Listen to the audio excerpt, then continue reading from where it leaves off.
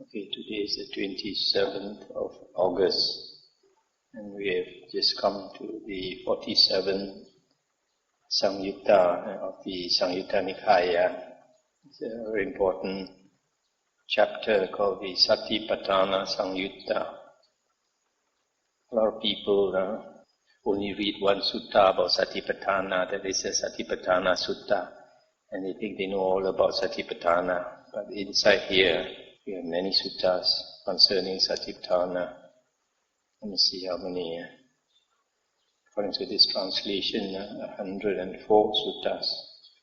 You go through this Satipatthana Samyutta, you will have a very much better idea about Satipatthana, because the Satipatthana Sutta or the Satipatthana Sutta doesn't talk so much on. It gives the objects of meditation. It doesn't tell you exactly how to practice it, as well as the many suttas in this chapter. Now, what is Satipatthana? First, we have to understand what is Sati, because Sati, or right Sati, is the seventh factor of the Noble Eightfold Path. So because it is a factor of the Noble Eightfold Path, it is very important. You've got to practice right Sati if you want to attain liberation, if you want to walk the Noble Eightfold Path of the Buddha. And a lot of people think that Sati and Satipatthana are the same. Even the translation of Satipatthana doesn't distinguish between Sati and Satipatthana. Actually, there should be a difference. So in this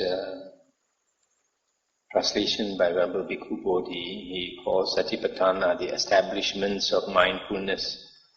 Other books you'll find, they call it the foundations of mindfulness. It's quite a common translation. But I think the more correct translation, according to my understanding of Satipatthana, is intense state of recollection.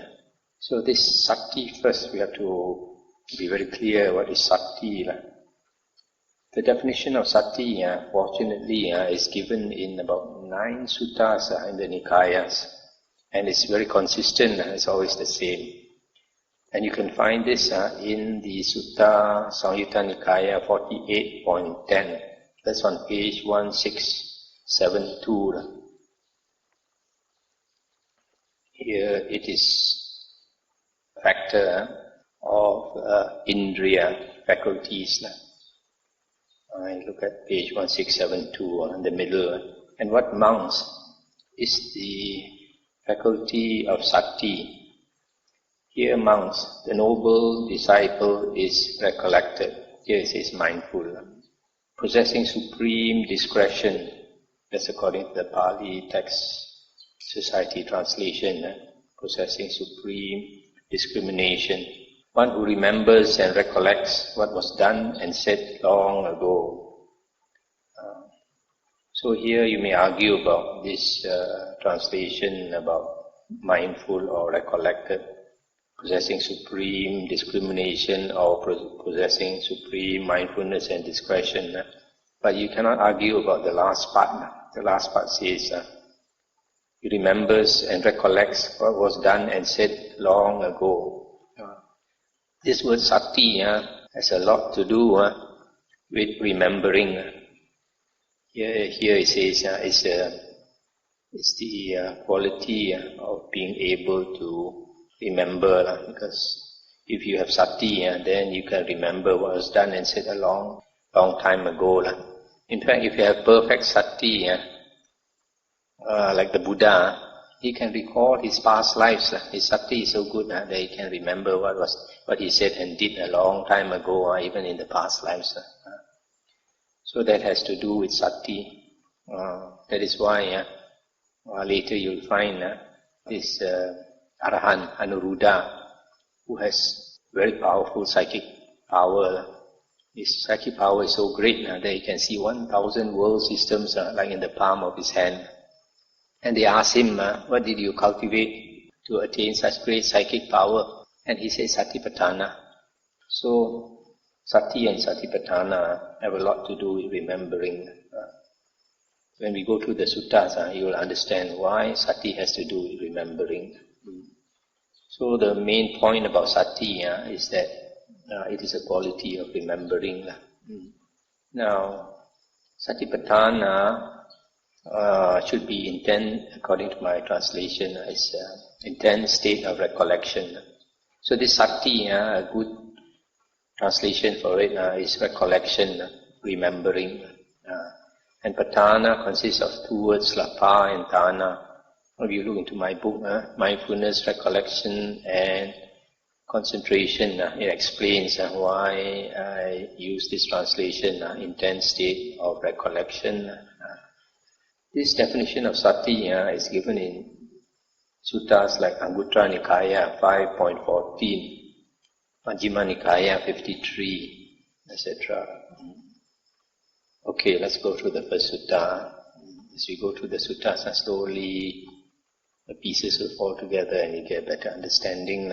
47.1, thus have I heard. On one occasion, the Blessed One was dwelling at Vesali in Ambapali's grove.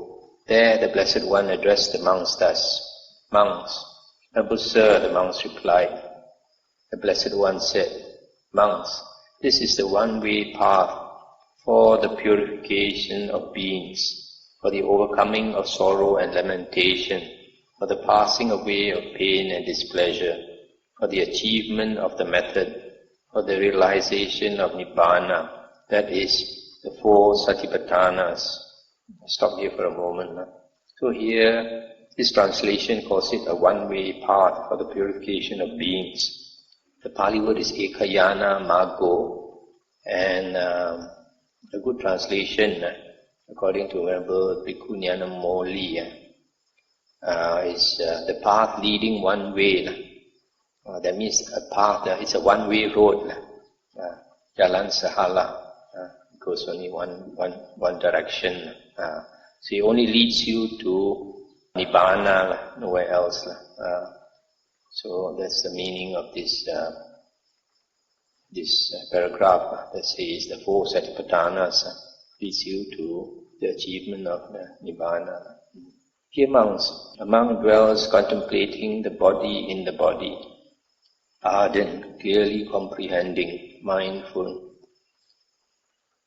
having removed covetousness and grief in regard to the world. He dwells contemplating feelings in feelings, ardent, clearly comprehending, mindful, having removed covetousness and displeasure in regard to the world.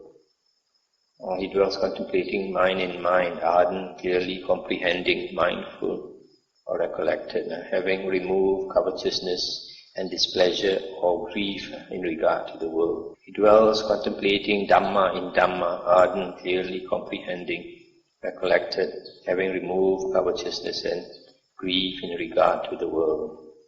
Stop here for a moment. So here, you can see what is this Satipatthana. Satipatthana is contemplating the body in the body, contemplating feelings in feelings, contemplating mind in mind, and contemplating Dhamma in Dhamma. In other words, Satipatthana, when you practice Satipatthana, you only contemplate four things. Four things, not any other thing. That's why it has got to do with remembering. To remember, to put your mindfulness only on four objects. Because if you don't remember, then your mind will start wandering out to the six sense doors and all that. Instead of putting your mind wherever it likes to drift, you pull it back only to be mindful of four things. That's why the quality of remembering, to remember to put your mindfulness only on four things. So why does it say contemplating the body in the body? I think what it means is that your mindfulness is centered on the body, not among thoughts and all that. Sometimes, like if you are contemplating one thing, your mind can stray, and at the same time you can contemplate other things. So in which case you are contemplating one object among other objects. But if you contemplate one object, in that object only, your mind doesn't stray. It's fully focused on one thing only. This one also has to do with like in the Anapanasati Sutta, they talk about first having set up mindfulness in front of him.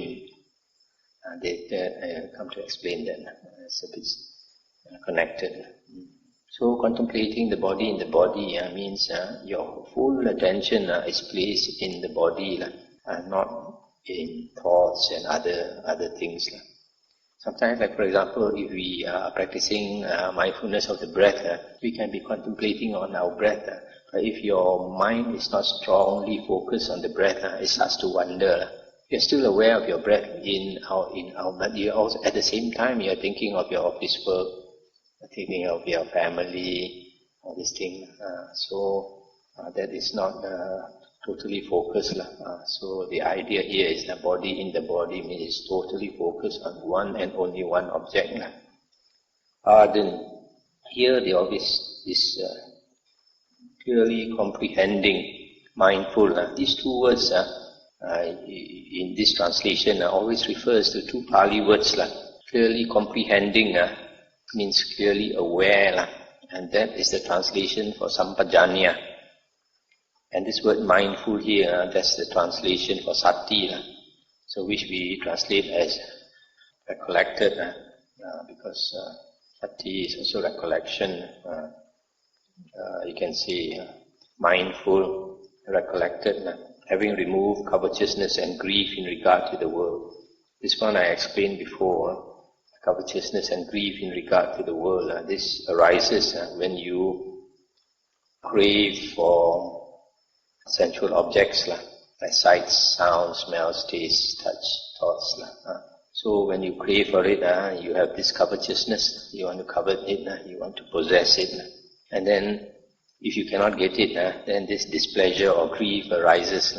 So on the one hand, there's one person who can get what he wants, he continues to want to possess something. On the other hand, if he cannot get it, then displeasure or grief arises. So in other words, this person, if he wants to practice his sati, he gives up the things connected with the world. He does not want to covet, possess things in the world, so that no grief arises. So similarly, he dwells contemplating feelings in feelings, mind in mind, and Dhamma in Dhamma. Here Dhamma is translated as phenomena. But as we saw the other day when we went through the chapter on the Bojjhangas, it was stated how to practice the 7 Bojjhangas. First you draw near to an Aryan or Arahant if possible, and then you learn the Dhamma from him. Having learned the Dhamma from him, then you recollect the Dhamma, that is Sati. You recollect the Dhamma, and then after you recollect the Dhamma, you start investigating the Dhamma. It's the investigation of states. Although we have these 4 objects of Sati here, or Satipatthana, actually the Dhamma, the teachings of the Buddha are the most important, because I mentioned before, there are only 5 occasions when a person becomes enlightened, becomes an Arahant, and 4 of them have to do with the Dhamma. The first one is listening to the Dhamma, it becomes liberated. Second one is teaching the Dhamma. Third one is repeating the Dhamma. Fourth is reflecting on the Dhamma. Then only the last is during meditation. So the Buddha's Dhamma is extremely important. So here Dhamma should not be phenomenal, it should be the Buddha's Dhamma. This, monks, is the one-way path for the purification of beings, for the overcoming sorrow and lamentation, for the passing away of pain and displeasure, for the achievement of the method, for the realization of Nibbana, that is, the 4 Satipatthanas, 4 intense states of recollection. This is what the Blessed One said. Elated, those monks delighted in the Blessed One's statement. That's the end of the sutta. This sutta, I think, is the first part of the Satipatthana Sutta. So this is the basic, gives you a basic idea of the practice of Satipatthana, that you only contemplate 4 things. The second sutta, 47.2. On one occasion, the Blessed One was dwelling at Vesali in Ambapali's grove. There the Blessed One addressed the monks thus, "Monks, Venerable Sir," the monks replied. The Blessed One said, "Monks, a monk should dwell Sati Sampajanya," these 2 words, here we come across them again. Mindful and clearly comprehending is their translation, but I prefer recollected and clearly aware. Clearly aware also means mindful. This is our instruction to you. And how monks is a monk sato? Here sato, this is mindful. Sato comes from the word sati. So you can say how is a monk recollected. Here monks, a monk dwells contemplating the body in the body, ardent, clearly aware, recollected, having removed covetousness and displeasure in regard to the world. He dwells contemplating feelings in feelings, mind in mind, Dhamma in Dhamma. It is in this way that a monk is recollected. And how monks does a monk exercise? This is sampajano, clear awareness or mindfulness. Here monks, a monk is one who acts with clear awareness when going forward and returning, and looking ahead and looking aside, and drawing in and extending the limbs, and wearing his robes and carrying his outer robe and bowl, when eating, drinking, chewing his food and tasting, and defecating and urinating, and walking, standing, sitting, falling asleep, waking up, speaking and keeping silent. It is in such a way that a monk exercises clear awareness or mindfulness. Monks, a monk should dwell recollected and clearly aware or mindful. This is our instruction to you. So here, the meaning of these 2 words, sati sampajanya, is very clearly spelled out here. Sati means putting your attention to contemplate only 4 things. That's why it has a lot to do with mindfulness. With remembering. You have to remember always to put your attention only on 4 things, not to allow it to stray to other things. Later we'll see why. And then sampajanya is mindfulness. Whatever you do, like walking, standing, sitting, wearing your robes, eating, drinking, etc., you are clearly aware of whatever you are doing. So that is sampajanya. So this sampajanya is general mindfulness. So be very clear, it is not sati that is general mindfulness. It is sampajanya that is general mindfulness. Sati is remembering, put your attention only on 4 things. Why only put your attention on 4 things? Because these are the things that if you contemplate, it will help you to attain liberation. If you are mindful of your walking, sitting and all that, it only helps you to be mindful. It doesn't help you to become an Arya. But even though it does not help you to become an Arya, this sampajanya, mindfulness, helps you to keep your mind focused instead of running away. As long as you are aware of your body actions, your mind does not run away. I mentioned this before. Once our mind runs away, you forgot about your body already. For example, when you are sitting in meditation, the moment your mind starts running away, you forgot that you are here sitting in meditation. But the moment you remember, I'm here sitting in meditation, the mind comes back to your body. That's why the Buddha always calls mindfulness of the body as a path to the deathless. Mindfulness of the body. As long as you are mindful of your body, your mind does not run away, does not leak away. Because that leaking away is the asava. Asava, the one that causes rebirth. Okay, the third sutta, 47.3. These suttas are quite important, so I'll be going through most of the suttas. 47.3. On one occasion, the Blessed One was dwelling at Savatthi in Jeta's grove, Anathapindika's park. Then a certain monk approached the Blessed One, paid homage to him, sat down to one side and said, "Venerable Sir, it would be good if the Blessed One would teach me the Dhamma in brief, so that, having heard the Dhamma from the Blessed One, I might dwell alone, withdrawn, diligent, ardent and resolute, stop here for a moment. Many of the Buddha's disciples, after becoming a monk, they have to stay with a acharya, a teacher, for 5 years, basically to learn the suttas and the Vinaya.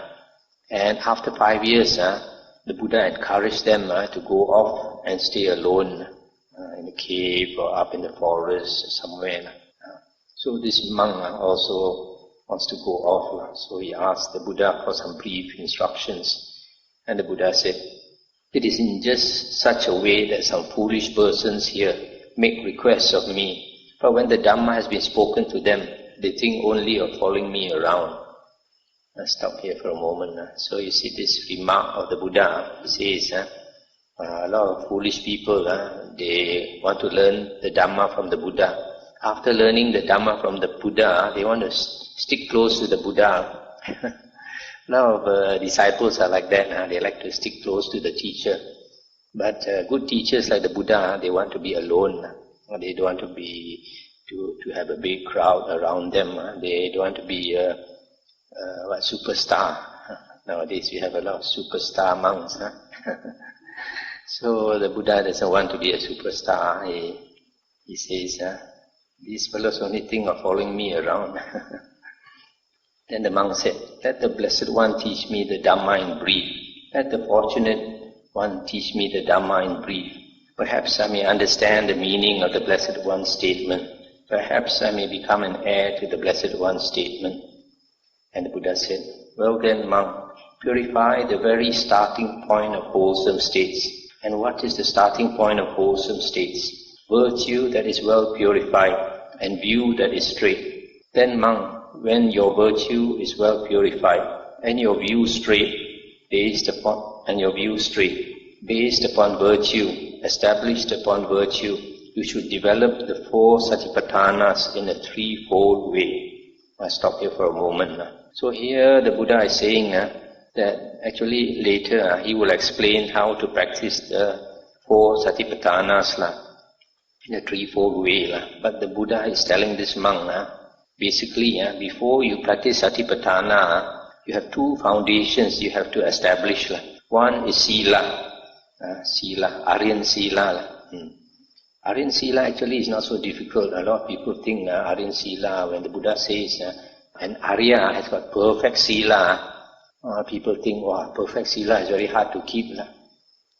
The monk already got 227 precepts. Maybe that is perfect Sila. But it is not. In the Buddha's Noble Eightfold Path, 3 factors constitute Sila. Right speech, right action, and right livelihood. Right speech consists of 4 precepts. Right action consists of 3 precepts. Right livelihood means not harming others. And that is covered by right speech and right action already. So actually this Sila component in the Noble Eightfold Path consisting of these 3 things is actually 7 factors, 7 precepts. Only 7 precepts. If you can uphold 7 precepts, you have the qualification to become an Arya. So it's not so difficult. A lot of people think it's so difficult. So this is the Sila, the virtue that the Buddha is talking about. Aryan Sila. First you must have Aryan Sila. And then you must have right view. View that is straight is right view. Right view means basically understanding the 4 Noble Truths. And if you listen to some of my talks, I've quoted the Majjhima Nikaya, I think 43, where the Buddha, where it is stated that to attain right view, you need to hear the voice of another person, basically the teaching of the Dhamma from somebody else. You cannot attain right view on your own. And the second condition is Yoniso Manasikara, having careful attention or proper attention. Only these 2 conditions. If you listen to Dhamma with proper attention, you can attain right view. And it is mentioned in, I think, Anguttara Nikaya 9.20, that a Sotapanna has right view. So once you have attained right view, you have entered the stream. And once you enter the stream, it takes some time. in that same lifetime, you will become a Satipatthana, stream enterer, first path will change to Satipatthana, the fruit within the same lifetime. So what the Buddha is saying is that first you have to keep your sila, moral conduct, and then you learn the Dhamma until you understand the basic Four Noble Truths. And then only you practice Satipatthana. And then the Buddha says, what for? What for Satipatthana? Here, monk, dwell contemplating the body in the body, internally, ardent, clearly comprehending, recollected, having removed covetousness and grief in regard to the world. Dwell contemplating the body in the body, externally, ardent, clearly comprehending or mindful, recollected, having removed covetousness and grief in regard to the world. Similarly, dwell contemplating the body in the body, internally and externally, ardent, clearly comprehending, recollected, having removed covetousness and grief in regard to the world. So here the Buddha is saying that contemplation of body can be done in three ways. One is contemplating the body internally, that means your own body. And then the second one is contemplating the body externally, external bodies, maybe your children's body, your wife or husband or anybody. And then you are contemplating both internally and externally the nature of the body, that is body. And then in a similar way, you are contemplating feelings, mind and Dhamma, internally and externally, and both. When monk, based upon virtue, established upon virtue, you develop these four intense states of recollection, thus in a threefold way. Then whether night or day comes, you may expect only growth in wholesome states, not decline. Then that monk, having delighted and rejoiced in the Blessed One's statement, rose from his seat, and after paying homage to the Blessed One, he departed, keeping him on his right. Then dwelling alone, withdrawn, diligent, ardent and resolute, that monk, by realizing it for himself with direct knowledge, in this very life, entered and dwelt in that unsurpassed goal of the holy life, for the sake of which clansmen rightly go forth from the household life into homelessness. He directly knew, destroyed his birth, the holy life has been lived. What had to be done has been done. There is no more for this state of being. And that monk became one of the Arahants. So here, the important teaching in this sutta is that before you practice meditation, you must have good moral conduct, and you must also possess right view. That means you must listen to the Dhamma and get right view first before anything else. That is why in the Majjhima Nikaya Sutta 117, it is mentioned that when you practice the Noble Eightfold Path, you must always start with right view. After you get right view, that will lead you to right thoughts, and right thoughts will lead you to right speech, etc. So a lot of people, they come into Buddhism and they start practicing meditation without a good knowledge of the Buddha's teachings. Sometimes they are practicing wrong methods, they don't know, and they waste many years. The next sutta is 47.4. On one occasion, the Blessed One was dwelling among the Kosalans at the Brahmin village of Sala. And the Blessed One addressed the monks thus: Monks, those monks who are newly ordained, not long gone forth, recently come to this Dhamma Vinaya, should be exhorted, settled, and established by you in the development of the four Satipatthanas. What for? Come friends, dwell contemplating the body in the body, ardent, clearly comprehending, unified, with limpid mind, concentrated, with one pointed mind, in order to know the body as it really is. Similarly, dwell contemplating feelings in feelings, mind in mind, Dhamma in Dhamma, ardent, clearly comprehending, unified, with limpid mind, concentrated, with one pointed mind, in order to know the body, feelings, mind and Dhamma as they really are. Stop here for a moment. This is quite important here. The Buddha says you have to contemplate the four Satipatthanas with one pointed mind in order to know the four objects as they really are. And the Buddha always says in the suttas that to see things as they really are, the condition is one pointed mind, concentrated mind. That's why here it is stated to know things as they really are, you need concentrated one pointed mind. Monks, those monks who are trainees, who have not attained the mind's ideal, who dwell aspiring for the unsurpassed security from bondage, they too dwell contemplating the body in the body, ardent, clearly comprehending, unified, with limpid mind, concentrated, with one pointed mind, in order to fully understand the body as it really is. They too dwell contemplating feelings in feelings, mind in mind, Dhamma in Dhamma, ardent, clearly comprehending, unified, with limpid mind, concentrated, with one pointed mind, in order to fully understand the four objects as they really are. Monks, those monks who are arahants, whose asavas are destroyed, who have lived the holy life, done what had to be done, laid down the burden, reached their own goal, utterly destroyed the fetters of existence, and are completely liberated through final knowledge. They too dwell contemplating the body in the body, feelings in feelings, mind in mind, Dhamma in Dhamma, ardent, clearly comprehending, unified, with limpid mind, concentrated, with one pointed mind, detached. Monks, those monks who are newly ordained, not long gone forth, recently come to this Dhamma Vinaya, should be exhorted, settled, and established by you in the development of these four Satipatthanas.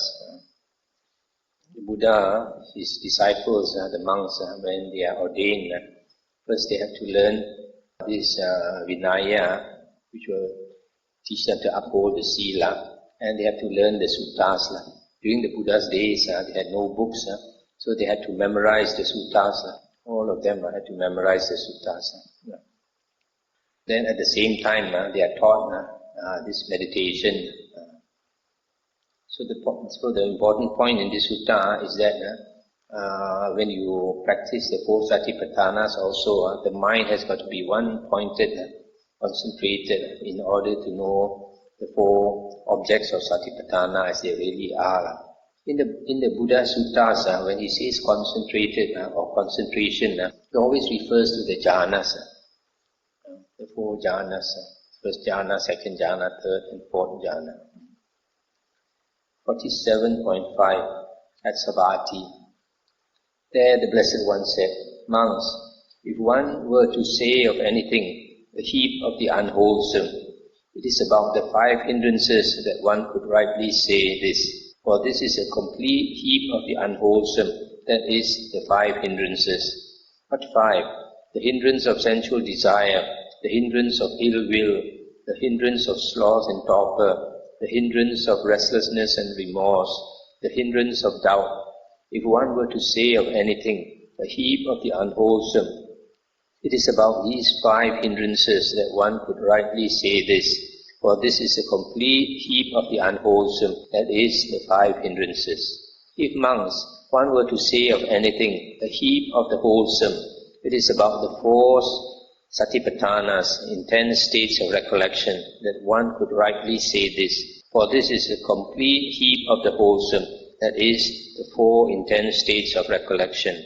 What for? Dear monks, a monk dwells contemplating the body in the body, ardent, clearly comprehending, recollected, having removed covetousness and grief in regard to the world. Similarly, he dwells contemplating feelings in feelings, mind in mind, Dhamma in Dhamma, ardent, clearly comprehending, mindful, recollected, having removed covetousness and grief in regard to the world. If one were to say of anything, a heap of the wholesome, it is about these four intense states of recollection that one could rightly say this, for this is a complete heap of the wholesome, that is, the four intense states of recollection. It's the end of the sutta. So here, This sutta says the whole Satipatthanas are complete, a heap of the wholesome, and the five hindrances are completely unwholesome. So this is quite similar to the seven Bojjhangas, seven factors of enlightenment suttas that we went through, where the Buddha said that the seven Bojjhangas are completely wholesome, whereas the five hindrances are completely unwholesome. It's a bit similar. Okay, the next sutta is also a very important sutta. It gives a very beautiful simile. 47.6. Monks, once in the past, a hawk suddenly swooped down and seized a quail. Then while the quail was being carried off by the hawk, he lamented, "We were so unlucky, of so little merit. We strayed out of our own resort into the domain of others. If we had stayed in our own resort today, in our own ancestral domain, this hawk wouldn't have stood a chance against me in a fight." And then this hawk said, "But what is your own resort, quail? What is your own ancestral domain?" And the quail said, "The freshly ploughed field covered with clods of soil." Then the hawk, confident of her own strength, not boasting of her own strength, released the quail, saying, "Go now, quail, but even there you won't escape me." Then monks, the quail went to a freshly ploughed field covered with clods of soil. Having climbed up on a large clod, he stood there and addressed the hawk, "Come get me now, hawk, come get me now, hawk." Then the hawk, confident of her own strength, not boasting of her own strength, folded up both her wings and suddenly swooped down on the quail. But when the quail knew that hawk has come close, he slipped inside that clod, and the hawk shattered her breast right on the spot. So it is, monks, when one strays outside one's own resort into the domain of others. Therefore, monks, do not stray outside your own resort into the domain of others. Mara will gain access to those who stray outside their own resort into the domain of others. Mara will get a hold on them. And what is not a monk's own resort, but the domain of others? It is the five chords of sensual pleasure. What five? Forms cognizable by the eye, that are desirable, lovely, agreeable, pleasing, sensually enticing, tantalizing. Similarly, sounds, odors, taste, touch, that are desirable, lovely, agreeable, pleasing, sensually enticing, tantalizing. These are the five chords of sensual pleasure. This is what is not a monk's own domain, but the domain of others. Move in your own resort, monks, in your own ancestral domain. Mara will not gain access to those who move in their own resort, in their own ancestral domain. Mara will not get a hold on them. And what is a monk's resort, his own ancestral domain? It is the four intense states of recollection. What for? Here, monks, a monk dwells contemplating the body in the body, feelings in feelings, mind in mind, Dhamma in Dhamma, ardent, clearly mindful, recollected, having removed covetousness and grief in regard to the world. This is a monk's resort, his own ancestral domain. That's the end of the sutta. So from this sutta, the Buddha is saying that if we put our attention and we contemplate or pay attention of worldly objects like sight, sound, smell, taste and touch, we can get caught. They get caught by Mara, just like this quail. It ventured out of her own territory, got caught by the hawk. When she went back to her own territory, then the hawk could not get her because she jumped into the hole underneath the clod of earth.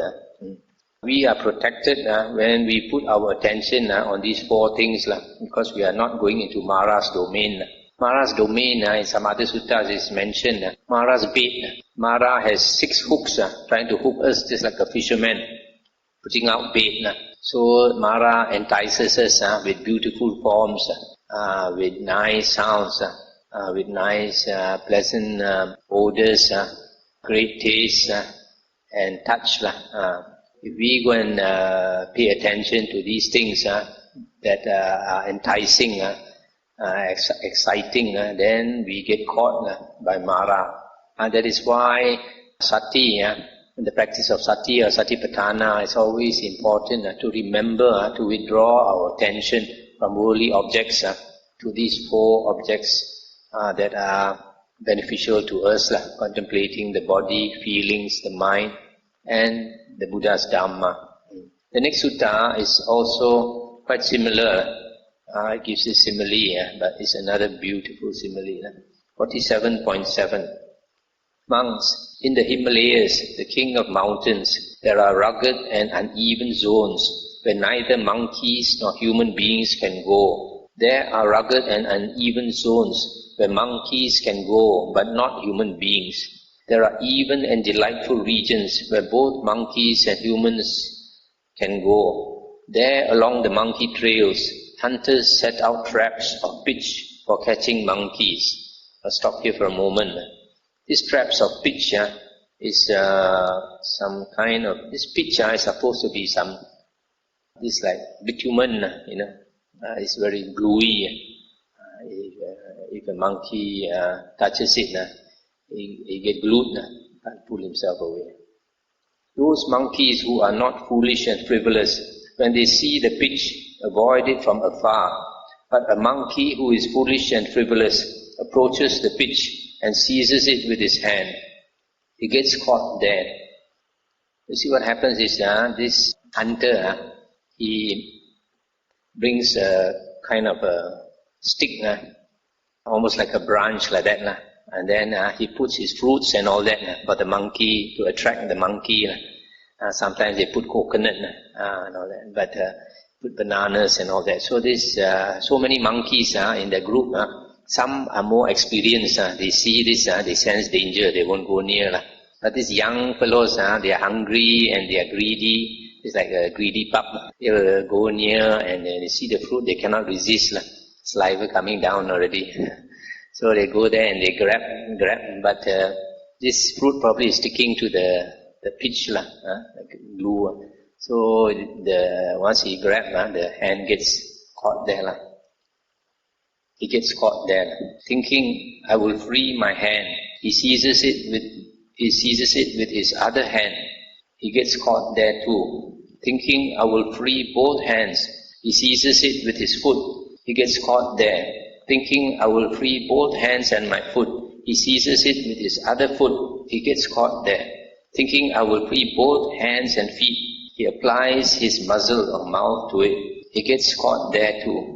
Thus monks, that monkey, trapped at 5 points, lies there screeching. He has met with calamity and disaster, and the hunter can do with him as he wishes. The hunter spears him, fastens him to that same block of wood, and goes off where he wants. So it is, monks, when one strays outside one's own resort into the domain of others. Therefore, monks, do not stray outside your own resort into the domain of others. Mara will gain access to those who stray outside their own resort into the domain of others. Mara will get a hold on them. And what is not a monk's own resort but the domain of others? It is the 5 causes of sensual pleasure, namely sight, sounds, smells, taste, and touch, which are enticing. This is what is not a monk's own resort but the domain of others. Move in your own resort, monks, in your own ancestral domain. Mara will not gain access to those who move in their own resort, in their own ancestral domain. Mara will not get a hold on them. And what is a monk's resort? His own ancestral domain. It is the 4 intense states of recollection. What for? Here, monks, a monk dwells contemplating the body in the body, feelings in feelings, mind in mind, Dhamma in Dhamma, ardent, clearly aware, recollected, having removed covetousness and grief in regard to the world. This is a monk's resort, his own ancestral domain. So here, this another beautiful simile. And here it says this monkey, this greedy monkey is caught at 5 points, the 2 hands, the 2 feet, and the mouth, right? And these 5 points symbolizes the 5 areas when Mara can catch us, sights, sounds, smells, taste, and touch. That's why it is dangerous to go out into the world and when you want to enjoy worldly pleasures, you get caught. So you stay in vihara is much safer. The next sutta is also a very, very good and important sutta, 47.8. Monks, suppose a foolish, incompetent, unskillful cook were to present a king or a royal minister with various kinds of curries, sour, bitter, pungent, sweet, sharp, mild, salty, bland. That foolish, incompetent, unskillful cook does not pick up the sign of his own master's preference.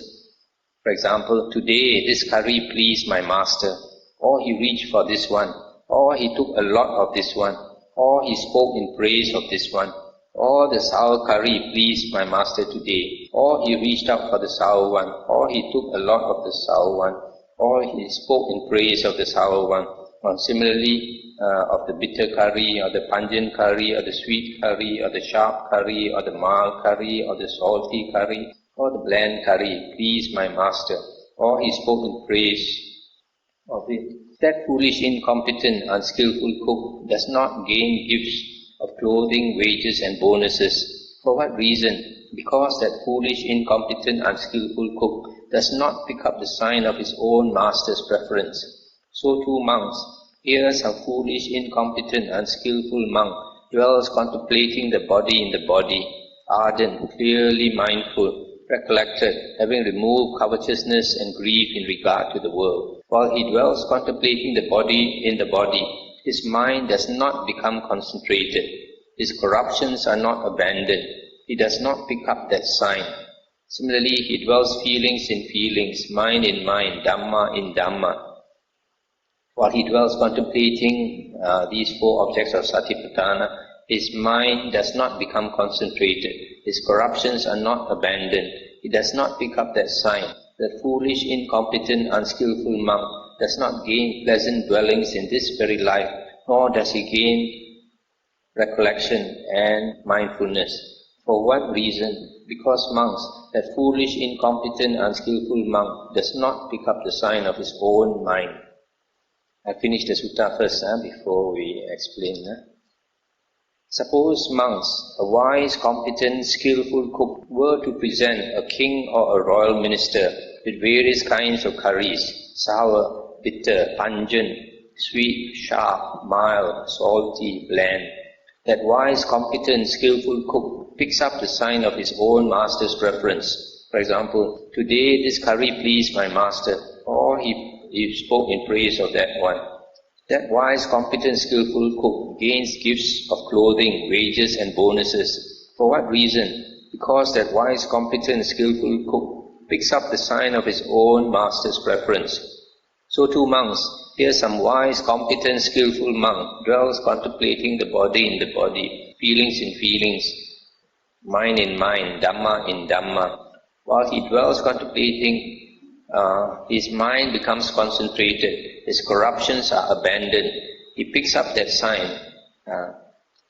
That wise, competent, skillful monk gains pleasant dwellings in this very life, and he gains recollection and clear awareness. For what reason? Because monks, that wise, competent, skillful monk picks up the sign of his own mind. This is an interesting sutta. The Buddha gives this simile about the cook who cooks for the king, and the foolish cook does not notice, does not pay attention to what the master likes to eat. So because he does not pay attention, he does not serve the master with exactly the type of food that the master likes. So the master is not happy with him, so he does not get bonus and all that. Whereas the wise cook, he will notice exactly what the master prefers and cooks exactly what the master prefers. Then he gets the bonus and all that. So the Buddha says, in the same way, a monk, when he practices the 4 Satipatthanas, his mind does not become concentrated. His corruptions are not abandoned. Corruptions refers to his 5 hindrances, his kilesas. His 5 hindrances are not abandoned. And then this monk, he does not notice, does not pay attention why the mind does not become concentrated. So because of that, this foolish monk, this unskillful monk, does not gain pleasant dwellings in this very life. Pleasant dwellings means, normally in the suttas, it means if a monk attains the jhanas, then he's usually dwelling very happily, blissed out every day. Nor does he gain sati sampajanya. So, in other words, if one practices satipatthana and the mind does not become concentrated and attain the jhanas, that means he is not skillful, that monk is not skillful, and he does not attain sati sampajanya. That means he is not really practicing sati sampajanya. He only thinks that he is practicing sati sampajanya. And then on the other hand, the skillful monk, he practices in the right way, and the mind becomes concentrated. His 5 hindrances are abandoned, and he pays attention to that sign. What is that sign? The sign is what are the things the mind prefers. Just like the master has a certain preference for certain taste. So similarly, when we meditate, we have to see the conditions that make our mind calm down. In other words, you have to notice your object of meditation that is suitable for you. Some people, they meditate certain objects, they just cannot calm down. For example, a lot of people in practice anapanasati, the mind cannot calm down because it's a very fine object, too fine. Whereas if you do simple chanting, then the mind can stay with the chanting. That's why the first meditation the Buddha taught is actually chanting on the 32 parts of the body. Here it says that the skillful monk, his mind becomes concentrated and the 5 hindrances are abandoned. He gains sati sampajanya. That means he attains sati sampajanya, recollection and mindfulness. And why? Because he notices the sign of his own mind. He notices the preference of the mind. So it is not only has to do with the object of meditation. You have to see other conditions. Maybe a certain place is too noisy. You go and practice in a meditation center that's in the heart of town, next to a market and all that, with a lot of noise. How can your mind calm down? The vibes are also no good. Whereas you go to a quiet place like VBG, and vibrations are good, and air is very clear, the water is from the hills, then the conditions are good, right, then your mind can more easily come down. So the environment is another thing, object of meditation is another thing, and then the time of your meditation also. If you come back from office and your mind is all disturbed, you try to meditate, that's not a good time. A very good time I suggest to people is early in the morning, just after you wake up. Just after you wake up, your body is not so tired, although your mind is still sleepy. So that is a good time to meditate early in the morning. So you have to, in this practice of the 4 Satipatthana, we have to be very observant like the cook. The cook has to notice what the master likes. So in the same way, we have to notice what our mind likes, what our mind inclines to. So you have to notice all these conditions. And one day, if you have a good meditation, you have to ask yourself, why? Why today the meditation is so good? Then you start considering, maybe because today I didn't flare up, didn't lose my temper. All that. So all these things, you have to. These are very practical instructions. where we can use. That's why a lot of people don't understand. They think that the suttas are just dry stuff, just theory only. There's a lot of practical instructions in the suttas. If only you take the trouble to go and see. You can't get these instructions from any meditation teacher, because the best meditation teacher is our Buddha. All his instructions are very clear here already. Why you go and look for some present-day monks? They can never come near the Buddha standard. So for the suttas, we'll finish for tonight. Anything to discuss?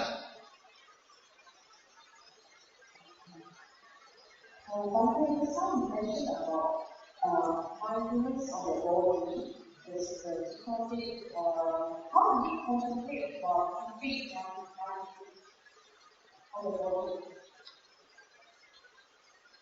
This Buddha's disciples, if they want to practice for liberation, they have to try to maintain their mindfulness 24 hours a day. So even though they lie down to rest, to sleep, actually they try not to sleep. They try to maintain their mindfulness. So for example, like the first meditation, the Buddha taught 32 parts of the body. So the monk chants are head, hair, body, hair, nails, teeth, skin, flesh, sinew, bone, marrow, kidney, heart, etc. So when he lies down, he will still continue that chant. That's why the chanting is very useful. In that even when you go and rest, you still practice it. So that's why the Buddha's disciples, they practice to the extent that up to the extent when the mindfulness is maintained 24 hours a day. That's why all arahants have mindfulness 24 hours a day. So nowadays some meditation masters, they don't understand. Either they don't understand or because they themselves cannot practice to that stage. They say you can sleep, sleep. When you fall asleep, be mindful just before you fall asleep. You can be mindful before you fall asleep, but after you fall asleep, you are no more mindful. Hokkien say, "Pang tua chia liao, đã kỳ cả tự lộ nè."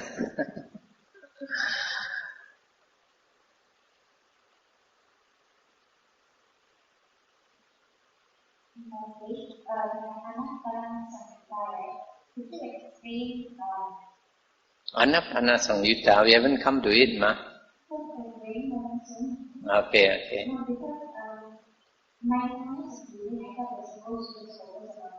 Yeah.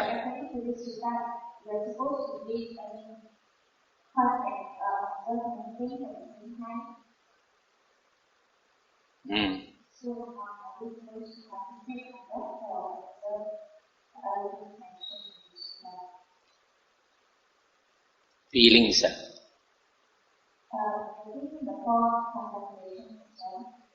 What page is that?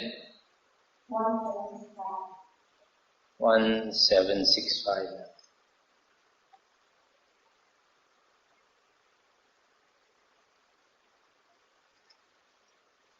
Okay. Where's the part? The second paragraph. Okay. So which line are you talking about? For example, experiencing the whole body, experiencing the whole body. I thought it was supposed to be. This whole body is the breath body. When the breath goes in, goes out, that is experiencing the whole body, the breath body. Then, experiencing rapture and this one, when the rapture is a piti, when piti arises, he knows that piti arises. So he still breathes in, breathes out. He still knows. This is in the first jhana. When he attains the first jhana, he is still aware of his breath.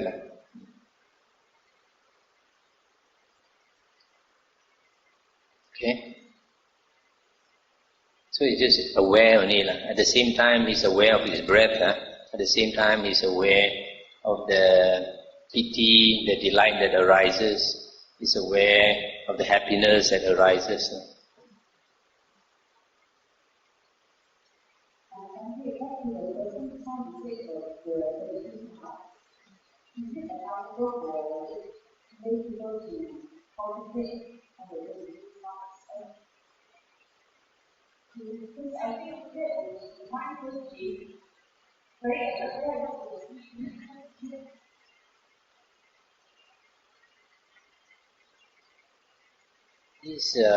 Some of these contemplations, like 32 parts of the body, it's more for monastics, monks and nuns.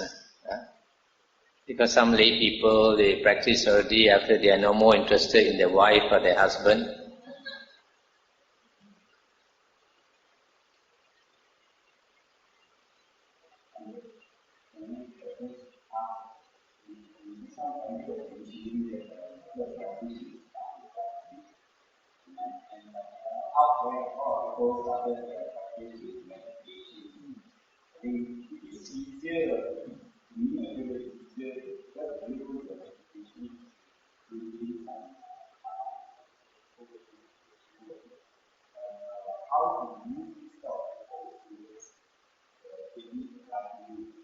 They can meditate at the same time. You encourage them to study the suttas.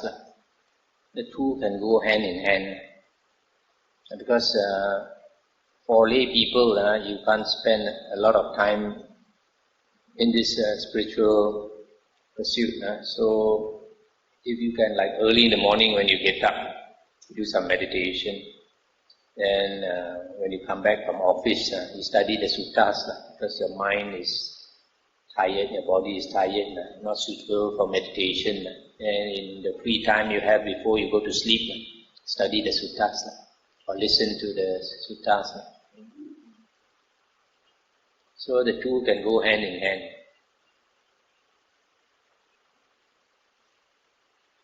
Okay, shall we end tonight?